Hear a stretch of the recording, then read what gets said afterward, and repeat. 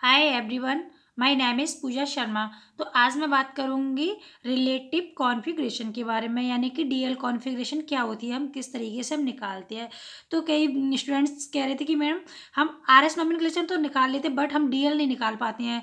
तो अगर आपको डीएल निकालना आता है तो मैं इस वीडियो में बता रही हूँ। अगर आपको आरएस नोमेनक्लेचर निकालने में अगर कोई प्रॉब्लम है तो मैंने आरएस नोमेनक्लेचर पे पहले वीडियो अपलोड कर दिया है। तो ये हमारी स्टीरियोकेमिस्ट्री की सीरीज चल रही है, इसमें पूरी स्टीरियोकेमिस्ट्री होने वाली है। तो आप इसमें देखते हैं डीएल कॉन्फ़िगरेशन के बारे में कि डीएल कॉन्फ़िगरेशन क्या होती है। तो सबसे पहले हम जैसे कार्बोहाइड्रेट होते हैं हमारे, तो कार्बोहाइड्रेट्स में क्या होता है, रेफरेंस यूनिट यानी कि ग्लिसरॉल्डिहाइड्स। तो जब भी मैं इसमें क्या करूँगी, अब जो आरएस नोमेनक्लेचर डीएल कॉन्फ़िगरेशन हमारा होगा उसके बारे में मैं आज बात करूँगी। तो इसमें क्या होगा, D and L forms and mirror image of each others. तो इसमें क्या है, जब भी जैसा कि मैं कोई एग्जांपल लूंगी है ना, तो उसमें जब भी हम एग्जांपल लूंगी तो उसमें क्या रहता है, जो हमारा डी और एल रहता है वो क्या रहता है, एक दूसरे की क्या होती है, मिरर इमेज होती है। तो मैंने यहाँ पे ये एग्जांपल लिया है। तो इसमें क्या है, अगर देखो ये आपको पता ही है कि जब भी हम प्रेशर प्रोजेक्शन हमारी होती है उनको हम इस तरीके से नोट डाउन करते हैं। तो देखो इसमें क्या है, जब भी हम इस तरीके से इसे नोट डाउन करेंगे तो आपको पता ही होगा कि जो भी हमारा मोर ऑक्सीडाइजिंग ग्रुप होता है उसे हम ऊपर लिखते हैं। तो इसमें हमारा CHO और इसमें CH2OH में कौन सा हमारा मोर ऑक्सीडाइजिंग ग्रुप है, ये वाला हमारा होता है। तो इसको हम हमेशा क्या करते हैं, ऊपर लिखते हैं। अगर आपको इस तरीके से लिखा हुआ है मिल जाए, फिर CHO नीचे, अगर आपको इसमें पूछ रहा है तो प्लीज़ पहले से रोटेट कीजिए, यानी कि मोर ऑक्सीडाइजिंग ग्रुप ऊपर जाता है, हमेशा लेस वाला नीचे आता है। देखो इस तरीके से हम इसको नोट डाउन करेंगे।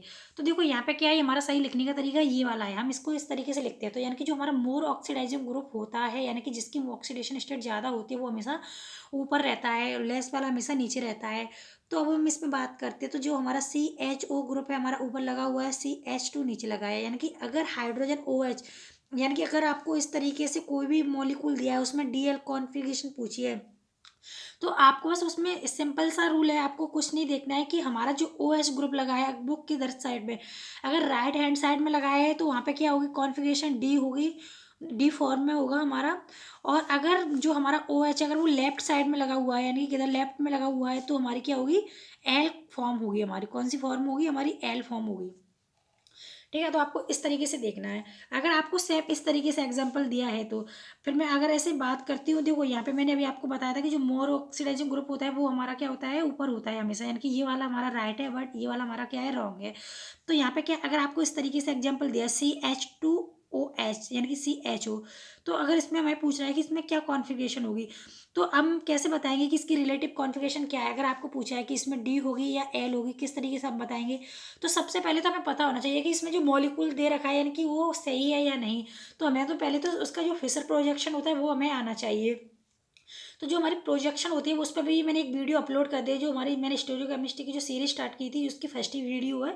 उसमें मैंने आपको फिशर प्रोजेक्शन, न्यूमेंस और हर्स और जो हमारी फ्लाइंग रेंज है, सारी प्रोजेक्शन मैंने आपको बता दी है ना। तो वहाँ पे आप जाके उस वीडियो में जाके देख सकती हो, तो मिल जाएगी आपको। तो देखो इसमें क्या है, जब भी हमें इस तरीके से मिलता है तो हम क्या करते हैं, इसको रोटेट करते हैं। जैसे हम रोटेट करेंगे तो यहाँ पे क्या होगा, जो हमारा CHO ऊपर चला जाएगा, CH2OH हमारा क्या आ जाएगा, नीचे आ जाएगा। तो जैसे हम यहाँ पे करेंगे इसको और ये हमारी इधर की साइड में क्रॉस कर देती है, तो हमारा इस तरीके से हमारा नोट डाउन हो जाता है, यानी कि जो ऊपर चला जाएगा ये नीचे आ जाता है। तो अब हम बात करते हैं कि इसमें हम डी और एल कॉन्फ़िगरेशन हम किस तरीके से निकालेंगे। तो देखो यहाँ पे तो मैंने आपको सिंपल सा रूल बताया था, अगर आपको इस तरीके से दिया है तो हमें OH देखना है, यानी कि OH वाला। अगर किसी भी अगर OH वाला आपको मॉलिक्यूल यानी कि एग्जांपल दिया है तो उसमें देखो बस OH को आपको देखना है कि OH हमारा राइट साइड में या लेफ्ट साइड में। अगर OH हमारा राइट साइड में है तो डी फॉर्म होगी हमारा। अगर OH लेफ्ट में तो हमारा क्या होगा, एल फॉर्म होती है, यानी कि एल कॉन्फ़िगरेशन होगी हमारी। ठीक है, तो अब हम इसमें बात करते हैं कि हमारे इसमें क्या कॉन्फ़िगरेशन होगी। तो इसमें क्या करते हैं, जब भी हमारा अगर हम जो हमारा नीचे का जो लास्ट सेकंड कार्बन होता है उसको हम देखते हैं। तो जो हमारा लास्ट सेकंड कार्बन होता है तो इस पर हम चेक करेंगे कि हमारा OH किधर है और H किधर है। तो OH हमारा किधर है, लेफ्ट साइड में आ रहा है, तो इसकी क्या होगी, एल कॉन्फ़िगरेशन होगी। क्या होगी, एल कॉन्फ़िगरेशन हमारी होगी। अगर हम बात करें ग्लूकोज की, अगर हमारे पास ग्लूकोज दे रखा है तो ग्लूकोज में हम देखते हैं कि हमारे पास यहाँ पर CHO ऊपर लगा है, CH2OH लगा है और इसमें 6 कार्बन, 1 2 3 4 5 6।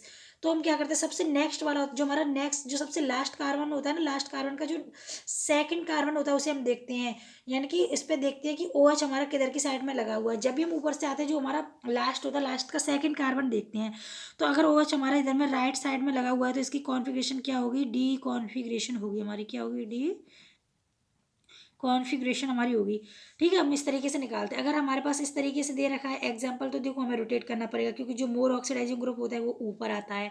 तो इसमें हम देखेंगे कि हमारा क्या कॉन्फ़िगरेशन है। तो इसमें क्या है, OH हमारा राइट साइड में लगा है, तो इसकी क्या होगी, डी कॉन्फ़िगरेशन हमारी होगी। क्या कॉन्फ़िगरेशन होगी इसकी, हमारी डी कॉन्फ़िगरेशन होगी। तो ये तो मैंने आपको बता दिया कि जो हमारा हाइड्रोक्सी ग्रुप होता है उसमें हम जो डी और एल जो हमारी कॉन्फ़िगरेशन होती है हम किस तरीके से निकालते हैं। तो मैं आपको अगर जैसे नेक्स्ट बता रही हूँ, जो वो हमारे अमीनो एसिड होते हैं ना, उनमें मैं आपको बताऊँगी। जैसे अमीनो एसिड यानी कि सीरीज जो हमारी इसमें देखो, उसमें क्या होता है कि हम जैसे कि हमारे पास क्या है, यहाँ पे C डबल बॉन्ड OH लगा है, CH2OH लगा है। तो इसमें क्या होता है, जो मोर ऑक्सीडाइजिंग ग्रुप है वो हमारा ऊपर ही है, जो लेस वाला है वो नीचे है। तो बट इसमें बात आती है NH2, यानी कि इसमें NH2 लगा है, इधर नाइट्रोजन है, बट इसमें OH नहीं है। तो हम किस तरीके से हम पहचानेंगे। तो देखो सबसे पहले हम इसमें क्या करते हैं कि हम इसमें देखते हैं कि हमारा जो NH2 है वो कौन सी साइड में लगा है, यानी कि राइट हैंड पर लगा है तो हमारा क्या होगा, डी कॉन्फ़िगरेशन होगी। अगर लेफ्ट में लगा हुआ है तो हमारी क्या कॉन्फ़िगरेशन होगी, एल कॉन्फ़िगरेशन हमारी होगी। तो यहाँ पे क्या है, देखो फ्लाइंग वेज में यहाँ पे मैंने इस तरीके से यहाँ पे लिखा हुआ है, तो इसको देखो हम इस तरीके से नोट डाउन करेंगे। जब भी हमारा डैश वाला होता है लेफ्ट साइड में होगा, हमारा जो बेस होता है वो राइट साइड में जाता है। तो यहाँ पे क्या होगा, कॉन्फर्मेशन होगी, यानी कि एक बॉन्ड इसमें कांस्टेंट रह रहा है, 3 बॉन्ड रोटेट हो रहे हैं। तो मैंने कॉन्फर्मेशन और कॉन्फिगरेशन पर भी एक वीडियो अपलोड कर दी है आपको। आई थिंक वीडियो फर्स्ट या सेकंड में आपको लेक्चर में मिल जाएगा, प्लीज़ आप देख लिए, पूजा केमिस्ट्री पर आपको मिल जाएगा। तो देखो यहाँ पे क्या है, इसमें क्या है, कॉन्फर्मेशन होगी। कॉन्फर्मेशन की इसमें एक बॉन्ड कांस्टेंट है, यानी कि तीनों बॉन्ड रोटेट हो रहे हैं। तो यहाँ पे क्या, रोटेशन के बाद में ये यहाँ पे ये तीनों बॉन्ड रोटेशन हो गए। इसमें देखेंगे हमारा NH2 लेफ्ट साइड में, तो इसकी ये क्या होगा, एल कॉन्फिगरेशन हमारी होगी। ठीक है, तो हमारा इस तरीके से हो जाता है। इसमें क्या होगा, naturally occurring sugar in the form, और नेचुरली अकॉरिंग अमीनो एसिड क्या होता है, इन एल फॉर्म, है ना। ठीक है, तो हम बात करते हैं अब जो हमारा कायरल सेंटर, जो हमारा कायरल सेंटर या कायरल कार्बन यानी कि एसिमेट्रिक सेंटर होती है उनके बारे में। तो सबसे पहले जैसे कि आपको पता ही है, कार्बन की कितनी वैलेंसी होती है, 4 वैलेंसी होती हैं। यानी कि जब भी इसकी 4 वैलेंसी, मतलब कार्बन की जो 4 वैलेंसी होती है, इन पर चारों पर क्या है, डिफरेंट ग्रुप प्रेजेंट होने चाहिए। इसमें डिफरेंट ग्रुप प्रेजेंट होते हैं, उसी को हम क्या बोलते हैं, कायरल कार्बन या कायरल सेंटर बोलते हैं। तो जैसे सपोज इस पर क्या लगाया है, यहाँ पे Br लगा हुआ है, इधर हाइड्रोजन लगा हुआ है, इधर C लगा हुआ है यानी कि CH3 लगा हुआ है, और इधर OH लगा हुआ है। यानी कि इसके जो चारों ग्रुप है, यानी कि जो चारों एटम लगे हुए हैं, ये क्या है, डिफरेंट है। यानी कि जब भी हमारा सेंट्रल एटम होता है तो उस पर हमारे चारों ग्रुप क्या होने चाहिए, डिफरेंट होने चाहिए। यानी कि कायरल कार्बन के लिए तो ये हमारा क्या होगा, कायरल कार्बन होगा। और इसमें हाइब्रिडाइजेशन कौन सा होता है, हमारा sp3 हाइब्रिडाइजेशन हमारा होता है। ठीक है,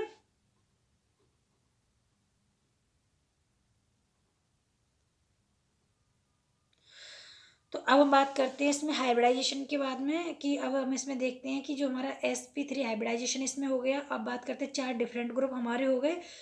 तो अब हम जैसे कि यहाँ पे एग्जांपल दिए रखे हैं, तो इसमें एग्जांपल में हम पहचानेंगे कि हमारे पास कितने एसिमेट्रिक सेंटर है। तो देखो जब भी हम अगर इस वाले कार्बन की बात करें, तो यहाँ पे क्या है, 4 कार्बन इसकी बैलेंस ही हो गई। इस पे हाइड्रोजन जुड़ा है, इधर भी हाइड्रोजन की सेम। यहाँ पे क्या है, एटम अटैच है। तो यहाँ पे क्या है, ये वाला तो नहीं है, एसिमेट्रिक सेंटर नहीं है, क्योंकि हमें 4 ग्रुप डिफरेंट हमारे यहाँ पे होने चाहिए। ठीक है, तो 4 ग्रुप अगर हम यहाँ पे देखते हैं, यहाँ पे जाएंगे कार्बन, इधर भी जाएंगे तब भी कार्बन है, तो ये भी एसिमेट्रिक सेंटर नहीं, ये भी नहीं है। क्योंकि इसमें क्या है, आपको देखने है कि यहाँ पे H, हाइड्रोजन, हाइड्रोजन और हाइड्रोजन, यानी कि सब पे हाइड्रोजन जुड़े हैं, यानी कि दो वैलेंसी तो सबकी सेम ही सेम हो रही है ना। तो यहाँ पे क्या होगा, एसिमेट्रिक सेंटर, यानी कि नो एसिमेट्रिक सेंटर, कोई भी एसिमेट्रिक सेंटर नहीं है। बट यहाँ पे देखते हैं हम, तो यहाँ पे क्या होता है, अगर मेरे पास यहाँ पे क्या है, ये कार्बन है, यहाँ पे क्या हुआ है, यहाँ पे हाइड्रोजन लगा हुआ है, इधर भी कार्बन लगा हुआ है, इधर भी कार्बन, इधर भी कार्बन, इधर भी कार्बन। तो अगर मैं इसकी बात करूँगी तो ये एसिमेट्रिक सेंटर है या नहीं। तो देखो इसमें क्या है, हमें सबसे पहले देखनी है कि 4 वैलेंसी डिफरेंट है, यानी इधर जा रहा है तो हाइड्रोजन है, इधर जा रहा है तब भी कार्बन है, इधर जा रहा है तब भी कार्बन है, इधर जा रहा है तब भी कार्बन है। बट अगर मैं यहाँ जा रही तब भी कार्बन है, इधर जा रही तब भी कार्बन है, बट जैसे मैं आगे जाती हूँ तो यहाँ पे क्या मिलता है, मुझे CH2 मिलता है। जैसे मैं आगे जाती हूँ तो CH2, अभी तक तो हम सेम है। जैसे मैं आगे जाऊँगी तो CH2 मिलेगा, बट इसके आगे जाऊँगी तो मुझे यहाँ पे ओनली कार्बन मिलेगा। तो इसमें 2 वैलेंसी इसकी डिफरेंट होगी, और इस इधर में आऊँगी तो यहाँ पे क्या मिलेगा, मुझे कार्बन मिलेगा। इसके इससे 2, यानी कि 2 कार्बन, मतलब यहाँ पे एटम अटैच है। तो एक तो एसिमेट्रिक सेंटर ये हो गया, क्योंकि यहाँ पे क्या होगा, sp3 हाइब्रिडाइजेशन है हमारा।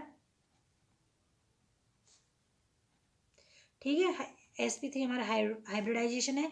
और इसमें क्या होगा, इसमें 4 क्या है, हमारे डिफरेंट एटम है। 4 हमारे क्या है यहाँ पे, डिफरेंट एटम।